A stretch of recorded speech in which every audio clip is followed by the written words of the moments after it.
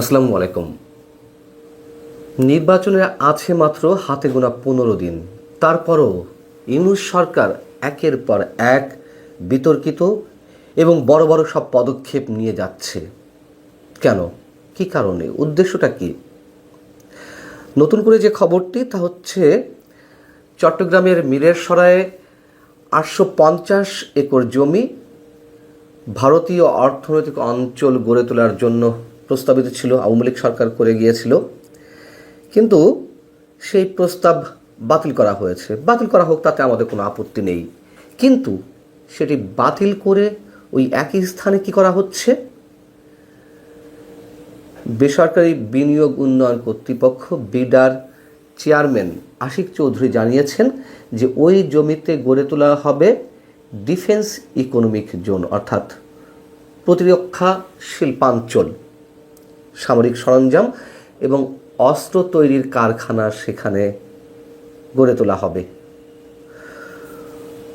প্রথম সবচেয়ে বড় যে প্রশ্নটি তা হচ্ছে, এ ধরনের উদ্যোগ নিয়ে বাংলাদেশ আসলে কতটা অর্থনৈতিকভাবে লাভবান হতে পারবে? সে ধরনের লাভবান হওয়ার সুযোগ আছে কি না? দ্বিতীয় প্রশ্ন হচ্ছে, ভূ রাজনৈতিকভাবে বাংলাদেশ আসলে এটি করার মধ্য দিয়ে কোনো সঠিক পদক্ষেপ নিতে যাচ্ছে কি না?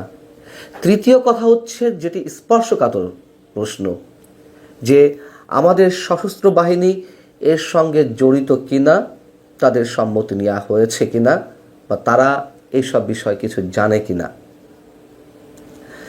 ঢাকায় বিনিয়োগ সংশ্লিষ্ট সংস্থাগুলোর গভর্নিং বডির একটি সভা ছিল। সেই সভা শেষে একটি সংবাদ সম্মেলন অনুষ্ঠিত হয়। সেই সংবাদ সম্মেলনে যথারীতি আমাদের মহামান্য প্রেস সেক্রেটারি, প্রধান উপদেষ্টা প্রেস সেক্রেটারি উপস্থিত ছিলেন।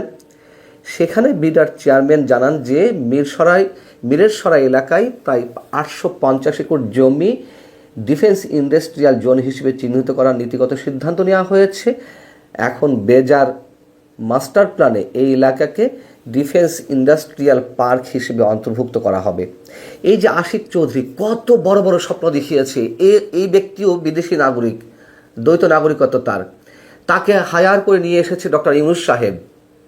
কি করেছেন এই আশিক চৌধুরী? যে বড় বড় স্বপ্ন দেখালেন, বড় বড় আয়োজন করলেন, বিনিয়োগ সম্মেলন করেন, এই ইংরেজিতে প্রেজেন্টেশন দিলেন, ইত্যাদি ইত্যাদি করলেন। গণমাধ্যমগুলো ঝাঁপিয়ে পড়লো, তাকে নিয়ে বড় বড় কাভারেজ দিল। ফলাফল কি? অশ্বডিম্ব, স্রেফ অশ্বডিম্ব। অশ্বডিম্ব হলেও তাও কথা থাকতো। মাঝখান থেকে এইসব আয়োজনের জন্য কোটি কোটি টাকা খরচ করা লেগেছে। এখন আবার তিনি স্বপ্ন দেখাচ্ছেন বাংলাদেশ যুদ্ধ বা সমরাস্ত্রে স্বয়ংসম্পূর্ণ হবে। কি আছে এর পিছনে?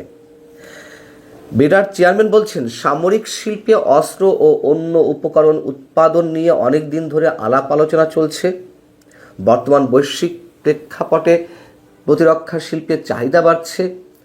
যুদ্ধক্ষেত্রে বন্দুকে যদি গুলি না থাকে তাহলে যুদ্ধ করার কোনো সুযোগ নেই, কথা সত্য।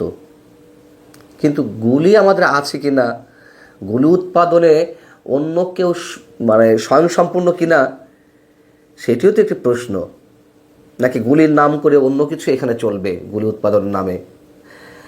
তিনি বলছেন, বুলেট বা ট্যাঙ্কের এক্সেল খুব উচ্চ প্রযুক্তির আইটেম নয়। এইসব আইটেম বাংলাদেশ কোনো ভূমিকা নিতে পারে কিনা, এইসব উৎপাদনে, সে বিষয়ে অনেক দিন ধরে আর্মড ফোর্সেস ডিভিশন, সশস্ত্র বাহিনী বিভাগ, বেজা, প্রধান উপদেষ্টা কার্যালয় ও স্বরাষ্ট্র মন্ত্রণালয় কাজ করছে। যে প্রশ্নটি করছিলাম, আবারও করি, যে সশস্ত্র বাহিনীর সঙ্গে ইউনূস সরকার বা বিডা এই ধরনের উদ্যোগের জন্য কোনো আলোচনা করেছে কিনা? আমি যতদূর জানি আমাদের সামরিক বাহিনীর সঙ্গে এই ধরনের কোনো আলোচনা হয়নি, বা এই যে সংবাদ সম্মেলনটি হলো তার পরবর্তীতে আইএসপিআর থেকেও কোনো ধরনের কোনো বিজ্ঞপ্তি আমরা পাইনি। তারা দেওয়ার প্রয়োজনীয়তা নিশ্চয় মনে করেনি, তার কারণ তারা এই বিষয়গুলো হয়তো জানে, কিন্তু আনুষ্ঠানিকভাবে তাদের সাথে নিশ্চয়ই কোনো ধরনের কোনো আলাপ আলোচনা করা হয়নি। এর আগে বিডার এই চেয়ারম্যান মিস্টার আশিক চৌধুরী, তিনি তুরস্কে গিয়েছিলেন সামরিক সমরাস্ত্র কারখানা পরিদর্শন করতে, এবং তখনও আমি আপনাদের সাথে শেয়ার করেছিলাম যে এত বড় কোনো সিদ্ধান্ত নিতে যাচ্ছে, যুদ্ধাস্ত্র সমরাস্ত্র কেনা হবে, তুরস্কের বড় বড় সামরিক অস্ত্র কারখানা তিনি পরিদর্শনে গেছেন, তার সাথে সামরিক বাহিনীর প্রতিনিধি কোথায়, থেকে কি হচ্ছে আমরা তো কিছুই জানতে পারছি না। একটু একটু করে আওয়াজ দেওয়ার চেষ্টা করছি যাতে পরবর্তীতে বলতে না পারে। আমরা তো একটু জানিয়েছিলাম এ ধরনের স্পর্শকাতর এবং গুরুত্বপূর্ণ সিদ্ধান্ত সামরিক বাহিনীর সম্মতি ছাড়াই কেন একের পর এক এ ধরনের সিদ্ধান্ত নেওয়া হচ্ছে।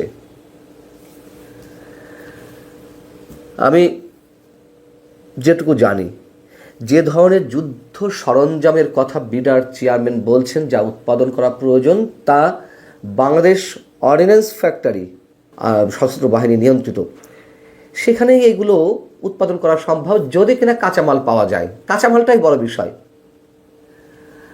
আর বিডার চেয়ারম্যান বড় বড় কথা বলছেন, গুলি যদি না থাকে তাহলে বন্দুক ব্যবহার করব কিভাবে এই যুদ্ধ বিগ্রহের পৃথিবীতে। আরে আমাদের যে বাংলাদেশ অর্ডিন্যান্স ফ্যাক্টরি রয়েছে সমরাস্ত্র কারখানা, সেখানে এগুলো উৎপাদন করা সম্ভব, নিশ্চিত হয়ে বলছি। কাঁচামালটা শুধু দরকার, কিন্তু সেটার নাম করে এখন আলাদা জায়গায় বিদেশি বিনিয়োগ বা ব্যক্তি খাতে এইগুলো উৎপাদন করার কথা বলা হচ্ছে। কেন, কি কারণে? দেশের অন্যান্য খাতের কোনো উৎপাদন নেই, উৎপাদন বাড়ছে না, নতুন নতুন শিল্প কলকারখানা গড়ে উঠছে না, মানুষের বেকারত্ব বাড়ছে, অর্থনৈতিকভাবে কোণঠাসা যে রাষ্ট্রটি পাকিস্তান, এখন এই সরকারের যে একেবারে জানের জান দোস্তি যার সাথে, সেই পাকিস্তানের অর্থনৈতিক মেরুদণ্ডটা একেবারে ভেঙে গেছে, মূল্যস্ফীতি আকাশচুম্বী, মানুষ খেতে পারছে না, চাকরি বাকরি নেই, জঙ্গিবাদের উৎপাদন একের পর এক। সেখানে তো তারা পারমাণবিক অস্ত্র তৈরি করেছে, যে উচ্চাভিলের সাথে আমরা তাদের দেখেছি, তা করে সেই দেশ কতখানি এগিয়েছে। আমাদের এই দেশ এগিয়ে যাওয়ার জন্য কি করার প্রয়োজন? আমরাও পারমাণবিক অস্ত্র তৈরি করব, গুলি উৎপাদন করব, যদিও সেটি বিকল্প অবস্থা তো ব্যবস্থা তো রয়েছেই।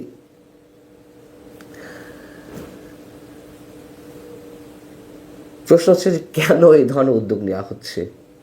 ছোট করে বলি, আমরা হয়তো অনেকেই জানি যে নতুন এক জোটের সন্ধান পেয়েছে এদেশের একটি বিশেষ শক্তি, তুরস্ক, পাকিস্তান, চায়না, এবং তাদের বিভিন্ন ধরনের উৎসাহে, ইন্ধনে এদেশে অনেক কিছু চলছে।